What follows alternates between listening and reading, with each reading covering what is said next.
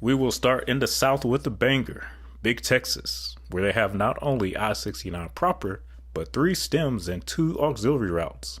Leave it to Texas to have more I-69 than anyone else. In Texas, I-69 begins at the Mexican border in 3 locations: I-69W in Laredo, I-69C in Pharr via US 281, and I-69E in Brownsville. These routes will travel northbound along the current US 59, US 281, and US 77 corridors, where they will converge near Victoria, Texas. From there, they all become one I-69 as it heads to Houston along the US 59 corridor. After Houston, I-69 is slated to continue along the current US 59 corridor up to Tenaha, where it will then enter Louisiana along the US 84 corridor, while a long 3-digit auxiliary route known as I-369 will continue northbound along the US 59 corridor towards Texarkana. So what did I see when I was on I-69 in Texas?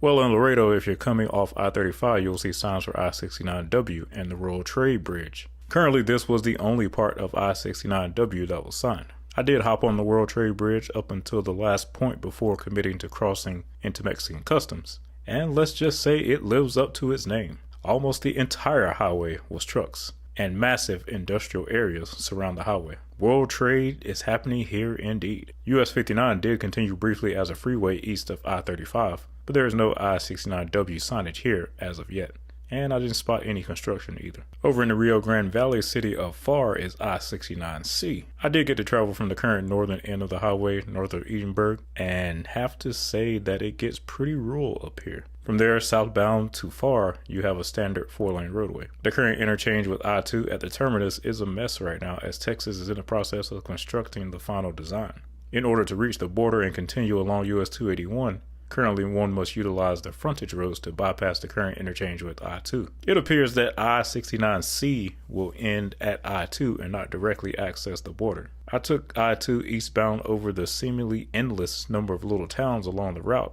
eventually into Brownsville. In Brownsville, I-69E was fully built out, fully signed, all the way down to the southern terminus near the border.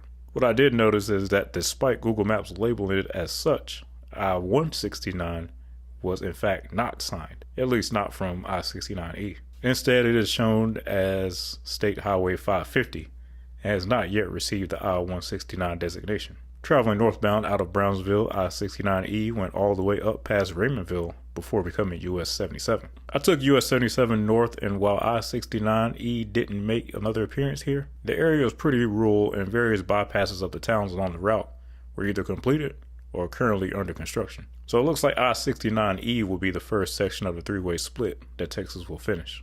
Around Victoria, there were future I-69 corridor signs posted up on US 59, so it is coming. Now, once you reach Houston, you get what is by far the largest metro area along the route, and also its most developed portion. It is concurrent with US 59, which is what many Houstonians will tell you the highway is called. However, my Houston folks, it is now I-69. Resistance is futile, so you better get used to the new name.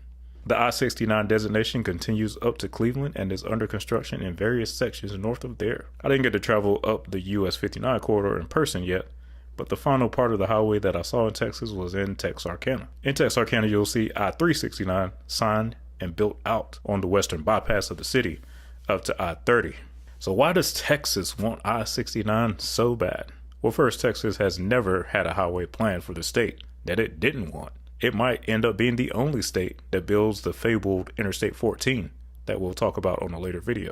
But in the case of I-69, Texas likely wants it for economic reasons, and to a lesser degree for increased mobility. As the US pivots its manufacturing away from China and towards Mexico, Texas will be at the forefront of this new booming trade.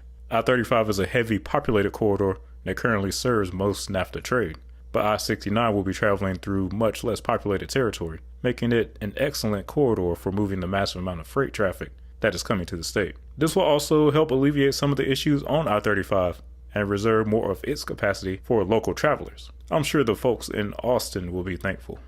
Some East Texas towns could also see economic benefits as they are currently isolated from the interstate highway system and typically ignored by all those traveling through the state. I mean, when was the last time that anyone not from Texas ever visited Lufkin? With I-69, it might finally be put on the map. Now, this next state is one of those that do not want I-69, or at least it's not really a priority for them.